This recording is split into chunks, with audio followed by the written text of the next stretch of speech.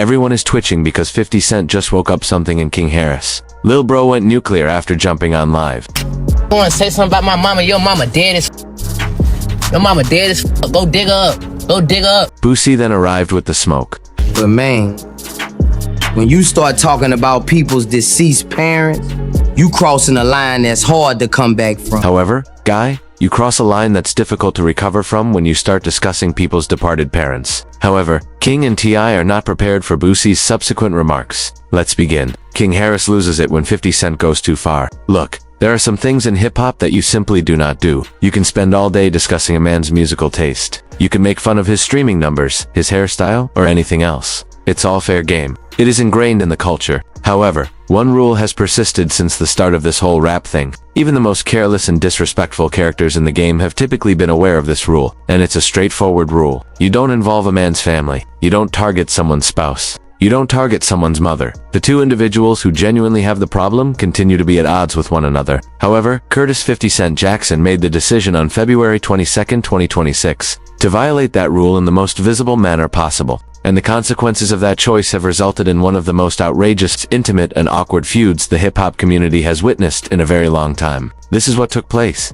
T.I. and 50 Cent had been debating Versus's conflicts and accusations of being a snitch for weeks. Although the tension was genuine, it remained within the parameters of a typical rap feud. On the internet, two adult guys were having a smooth conversation that had been seen 1,000 times before. However, 50 Cent later shared an unfavorable picture of Tomka Tiny Harris on Instagram with a statement that was obviously intended to degrade her in front of his millions of followers. He was basically telling her to stay out of grown folks' business. However, his behavior was blatantly insulting. No subliminal was used. It wasn't a subtle jab. It was an outright assault on a woman who was unrelated to the conflict between her husband and him. At that point, everything took a turn for the worst since T.I. and King Harris, Tiny's 21-year-old son, completely lost it after seeing that message. He didn't let his father deal with it. He made his decision without waiting for a family gathering or a calculated discussion. He immediately went to Instagram Live and gave 50 Cent the opportunity in a way that caused everyone on the internet to stop scrolling and pay attention. I wanna say something about my mama. Your mama dead as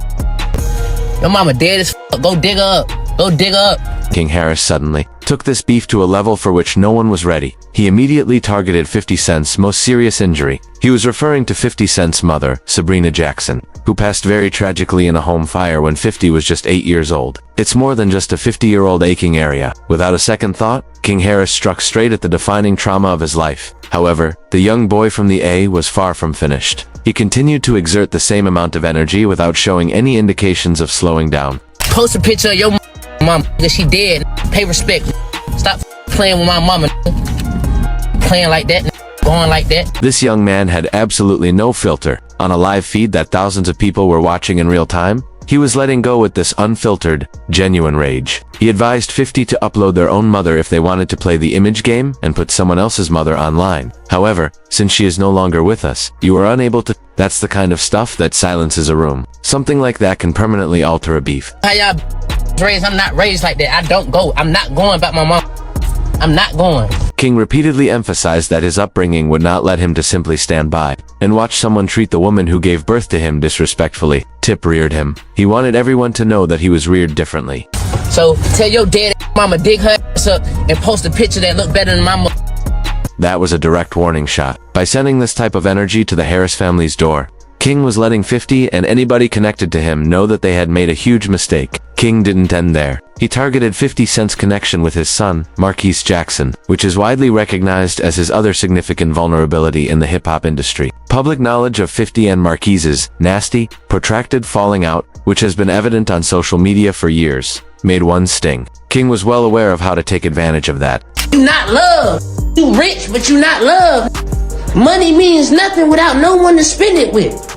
Your son don't love you. King was essentially telling the entire internet that when you return home to an empty house without family nearby, all of 50 Cent's wealth, achievements, business endeavors, TV shows, and movie agreements mean nothing. That in itself is a distinct degree of disrespect. It goes beyond bars. Personal warfare is what that is. After that, King returned it to his own base. He was very explicit about his background and the reasons behind his movements. I don't play by my mama. At the end of I don't play by my mama. I'm just how I'm raised, nigga. I wasn't raised by y'all father. My dad is TIP. Tip. That's how I'm raised.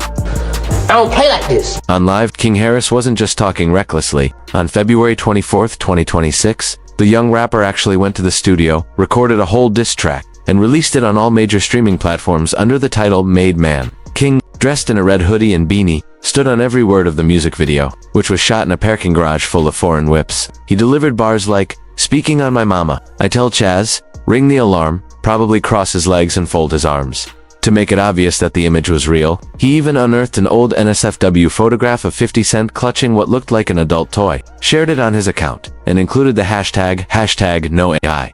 King Harris was completely enraged. There was no relaxation, retreat, or surrender, and the internet consumed every moment of it. Boosie dissects the entire circumstance. Now, everyone has an opinion when something this crazy occurs in hip-hop. There's an opinion from your favorite rapper. It's your barber's opinion. There's an opinion from the guy at the gas station who still wears FUBU, however. In this culture, certain voices are more important than others, and Boosie Badass was among the voices that people were most interested in hearing. Boosie isn't your typical internet pundit who is looking for clicks and interaction. This is a man who has actually been in the trenches. A man who served a lengthy sentence in the Louisiana prison system. A man who has always lived by the street code and who has never held back from expressing his true feelings about a situation, no matter who it might hurt. The entire culture leaned in to listen when Boosie took a seat and discussed the King Harris and 50 Cent problem. Boosie's first action was to admit the source of King's rage. He didn't brush the child off. He didn't refer to him as a stupid. He recognized the emotion at the heart of it all.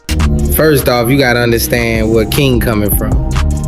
That's his mama, man. It's as easy as that. Your mother is a hallowed place in the neighborhood, the suburbs, or any home where people genuinely care about one another. There's no question about that. That isn't a dialogue. And Boosie realized that someone's decision to infringe against that sacred place was the root of the whole issue. You can't be out here playing with a man mama and think it's just gonna be rappers rapping. Regarding the entire conflict, that is the most accurate statement that has been made. Boosie was emphasizing that you are no longer in the entertainment industry once you cross the family line. You are involved in something far more risky and intimate. Rap beef is no longer governed by the same rules. You're working with blood now. Additionally, blood reacts differently than business.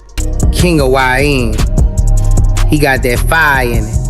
And he let it be known he ain't going for none of that. King's backbone was respected by Boosie. He praised him for having the guts to defend his countrymen. However, Boosie could not co-sign the how, even though he understood the why. Thus the tone changed. You got 50 Cent posting pictures of Tiny on his Instagram, trolling her.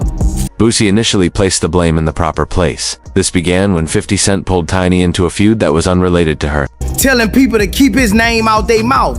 50 been a menace on the internet since the internet started. He struck a match. Regarding what everyone already knows, Boosie remained impeccable. For more than 20 years, 50 Cent has dominated the internet like the biggest bully in the game. He has done this to Fat Joe, The Game, Rick Ross, Ja Rule, and now T.I., as well as his family. That's his entire playbook. He trolls people until they respond, then takes advantage of their emotion. However, King Harris's response was so intense that even the internet was unprepared for it. We know how he do. But King took it to a whole different level of disrespect. An entirely other level. That's exactly what Boosie said. And that should tell you how far King went. Coming from someone who has said some of the most outrageous things in hip-hop history himself.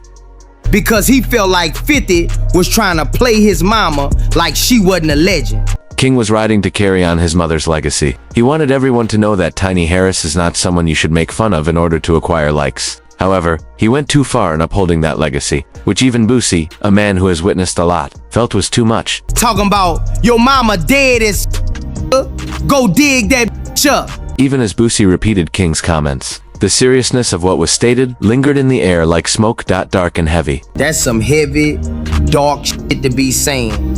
Telling a to go put flowers on a grave. Boosie said those things. But man, when you start talking about people's deceased parents. Then he said the one sentence that more than anyone else's encapsulated this entire catastrophe. You crossing a line that's hard to come back from. He telling 50 to put the music up and stop playing. The entire culture needed to hear someone state that fact aloud. A line is in place. A line has always existed. Additionally, you are in terrain where handshakes and truces are no longer effective once you cross it. By bringing someone's deceased mother into a rap feud, the harm is irreversible. Boosie was honest about the huge mismatch in this whole issue as well. If you ask me, it's a mess. You got the South Prince, in a way, T.I.'s son, going at a billionaire mogul. King most likely did not give it much thought. Before he blasted off on that live, he was competing against a man who has made it his job to destroy people online and come out on top each and every time. It's not even necessary for 50 to win the conventional method. All he has to do is make you into a meme, which he has been doing since before King was old enough to pick up a phone. Boosie wasn't merely alerting King about 50 Cent's use of social media though, he was cautioning him about the repercussions in the real world. Boosie was not being theatrical when he stated that King would inevitably go to prison if he continued in his current manner. He made a clear analogy to his own son, Torrance Tootie Raw Hatch Jr., stating that he had already informed his kid, his mother, and his grandmother that the same careless actions result in the same imprisonment. That's not commentary. Someone who has been behind the wall and witnessed what happens when people write checks that reality cashes is warning us about it. Tootie Raw, Boosie's own son, entered the conflict by posting threats and cautioning King Harris to stay in his lane, making the situation even more chaotic. Being King Harris, he was also not going to tolerate that at all. He retaliated against Boosie, casting doubt on his reliability and inquiring as to who had given him the right to check anyone. Suddenly, a whole new branch of the beef had emerged, and Boosie's camp was also caught in the crossfire. This is what further complicates Boosie's involvement. It's not like Boosie is riding for T.I. behind closed doors. Boosie has implicated T.I. in previous interviews of assisting law enforcement in order to have charges lowered, as the streets refer to it. He claimed to have all the necessary documents. Boosie is not an impartial referee with no stake in the outcome when he discusses this matter. He smokes on his own with T.I. on the subject of snitching, but he still feels that 50 Cent went too far by bringing up family. What distinguishes Boosie's interpretation on Hit is that duality. He is able to hold everyone responsible while also appreciating the viewpoints of all parties, the history of the versus, and the response of the civilization. Now, if you're wondering how in the world a discussion about a versus war escalated into NSFW images being posted, diss tracks being recorded in parking garages, and dead mom jokes, you're not alone. Because one of the most crazy twists in recent hip-hop history led us from Let's Do 20 Songs versus 20 songs to this point. It all began many years ago. Lakiti, since the platform's introduction during the 2020 pandemic, 50 Cent has been attempting to engage in a versus war. This was not something that was said in passing. Tip had a complete campaign. He wanted the man behind Get Rich or Die Trying, the confirmed New York icon and Giona General, to sit across from him and play hit-by-hit records. He felt that anything 50 may offer would be overshadowed by his record, which includes 11 studio albums with songs like What You Know, Live Your Life, Whatever You Like, Swagger Like Us, Bring Em Out, Rubber Band Man, and Big Things Poppin'.